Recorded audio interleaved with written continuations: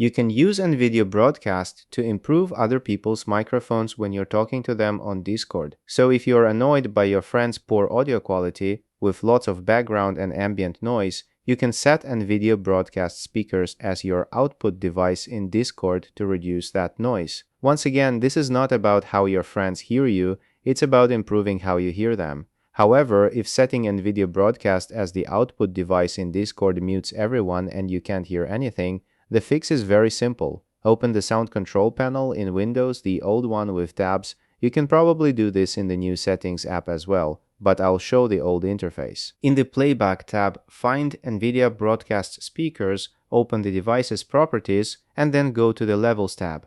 Chances are the volume level is set to 0. That's why all audio is muted and you can't hear anything. Simply increase the volume to 100 and then OK to save the settings. It should work immediately. In some cases, you'll need to do the same for the microphone.